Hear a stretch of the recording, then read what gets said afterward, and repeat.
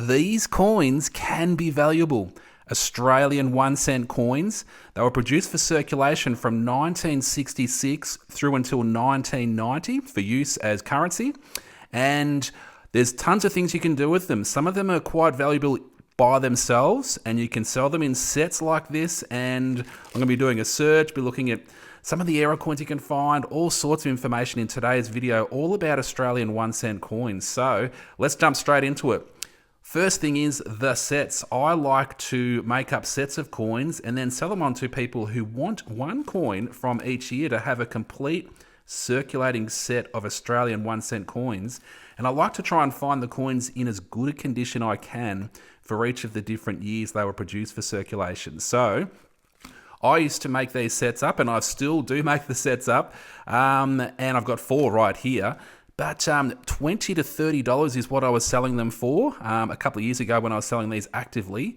And I just checked on eBay just recently, and up to $50 some of these sets are selling for. But the $50 sets includes 2 coins that were only produced for mint sets. The 1986 and the 1991 1 cent coins were only produced for mint sets in those years. And those sets that sold for $50 include those 2 coins there. But there you go. So mint set coins right there. What I do is when I'm searching through coins, I've got a bag here I'm going to be searching through later on. I put aside the coins that are in really good condition into little bags like this right here. So I've got a 1966 bag, a 1967 bag, 1968 bag, and it continues on. So I've got a bag for each of the different coins, and I put them into those bags so that I can make up these sets. So I take one coin out, put it in 1966 slot, 1967 slot, and so on. And that's how I keep that there. And I put them into this is a shoebox right here, and I put each of those different years into the shoebox to keep them all together so that I've got good condition coins from each of those years to make up these sets of coins right here. All right, what else have we got? We've got the sheet. This is the sheet when I'm searching through the coins. Some of the bags, I haven't got as many coins in good condition. And that's because some of the years are lower mintage years, and it's hard to find them in quite good condition, some of the older coins especially. So what I do is I keep a track of the years that I do want to be putting aside in good condition, and then I can put the coins onto the sheet as I'm searching through. So then I can put those coins into the bags, and I've got them for when I want to make up sets. So there's the sheet right there. I've got an information pack called the 1 cent and 2 cent prices and stats. And this has got all sorts of information to do with the 1 and 2 cent coins. But I'll just flick through to the page on the mintage figures for the 1 cent coins. And you can see here, this is from the Royal Australian Mint website. And each of the different years, it shows the mintage figures, how many they made. And yeah, in that first year, they made the coins in 3 different locations. And you can see the figures at the different locations there. But yep, you have the figures for all the different years. And you will notice that 1968 was actually the lowest mintage year for the 1 cent coins. 19.9 million sounds like a lot, and it is a lot. But compared to some of the other years, over 400 million, I think, of the 1 cent coins were produced across those 3 mints. So, yep, the 968s are definitely one to look for. I'll talk about the prices of those in just a little bit.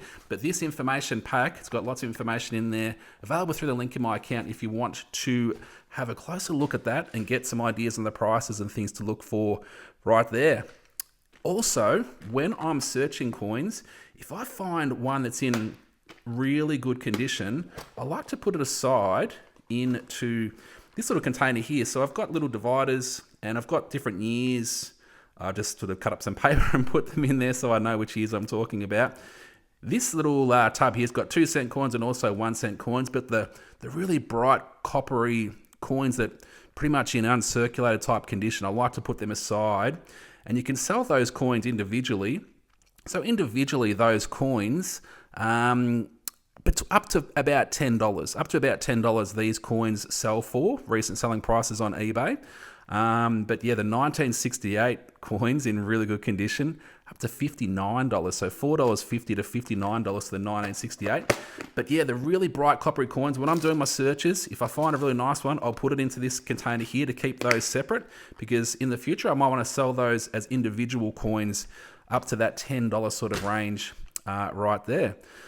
Righto, yeah, the 1968 1 cent coin. So 66, 67, 68. The 1968 coins, they're the harder ones to find, the lowest year of production of the 1 cent coin. So yep, $4.50 to $59 is a recent selling price range on those coins. So, for 1 cent, that's a pretty good markup. So that is a good coin to keep your eye out for.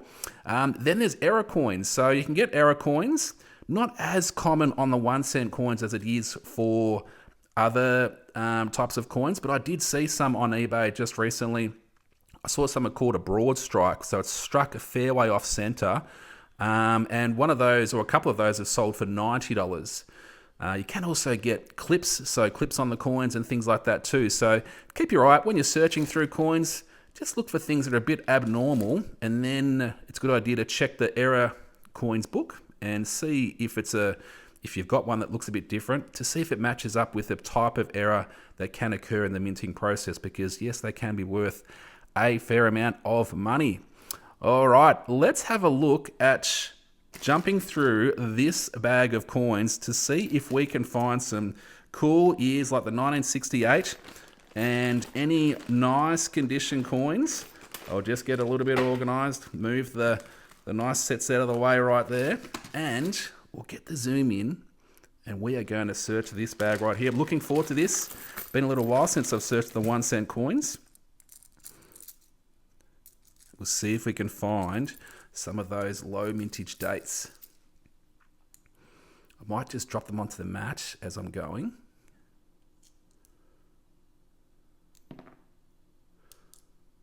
And yeah, I do have that sheet here, so I should keep that sheet sort of handy. So I've got that at the corner of my eye, so I know which years.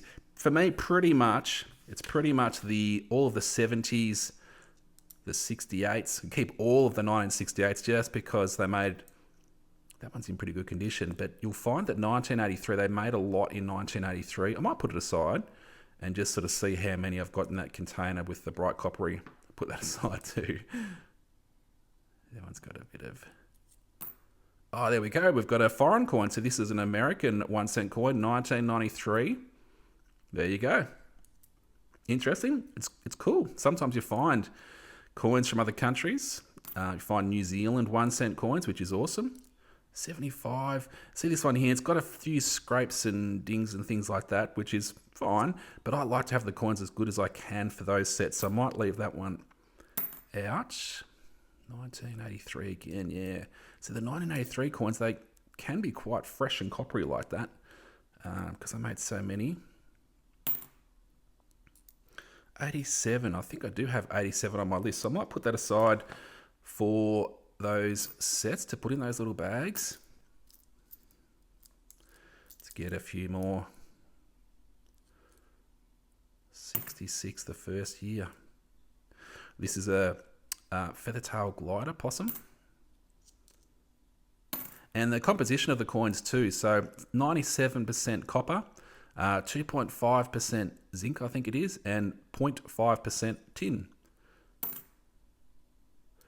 And you can sell them in groups, lots of bulk lots. If you've searched through coins, you've got a big pile of coins that doesn't match your needs for putting into sets or selling or whatever, and you don't want them, you can sell them on eBay, sell them in bulk lots on eBay, and I've got information in my 1 cent and 2 cent prices and stats information right there that you can find out how much they can sell for. And to pick up 1 and 2 cent coins, if you want to be searching them, pretty hard to come by. But if you ask nicely at your banks, just go into different banks, just ask nicely if they might happen to have any 1 and 2 cent coins. They'll only have them if customers have brought them in recently to cash them in. So sometimes people are clearing out a house and they'll find a whole lot of copper coins and they'll just take them to the bank. The bank will accept them at face value, and they'll hold them for a little bit before they'll send them off to the mint, and the mint destroys them or repurposes the coins into some other type of currency. So 1988, that's in pretty good condition. Put that aside. So yeah, if you ask around, if they happen to have 1 and 2 cent coins in stock, they might allow you to buy them back out at face value, and then you can be searching through them like I'm doing right here. And that's how I've picked up these coins right here. So thank you to the bank staff who allow that to happen. There's no laws against it, them selling them back out at face value, but some banks have particular policies around that. Sometimes it just comes down to the individual member you're speaking to. By member, I mean staff member. 1969. It is a coin that I'd probably hold on to, but the condition is a little bit rough there, so I might just let that go. Ooh, this one's, that's not an error coin from production, but something has damaged that in circulation. All right, I might do one more handful right here.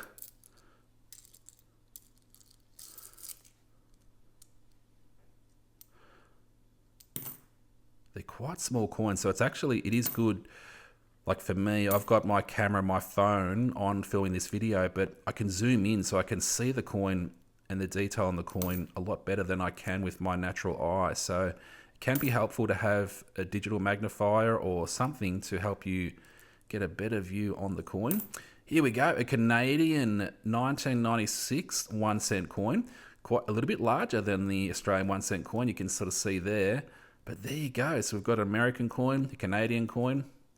Haven't found any New Zealand. We usually, well, not usually, but on the odd occasion, come across the New Zealand coins. Probably the most likely that I've come across over the years of any foreign coins ending up in our 1 cent coins. Same shape and size, that's why.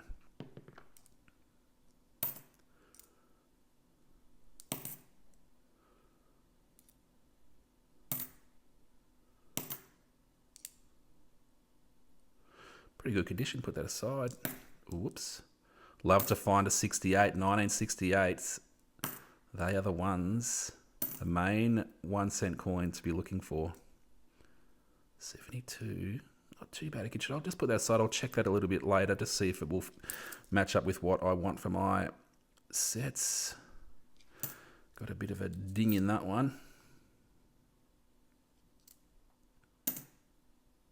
Bit of a partial double rim, but yeah, I'll probably just let that go. 82 in pretty good condition. A little bit of toning. I do like coins that have got a bit of toning. That's one other thing that I haven't sort of shown in this video too, but I've got a little folder with coins that, see this here, it's got a bit of purples and blues that are just coming through a little bit as you sort of tilt it in different light. But some of these can have quite significant colouring, and I love it. So I put those coins aside into a little set too, so I've got coins that are a bit toned. I'll put that one aside. 87 in really good condition. There we go.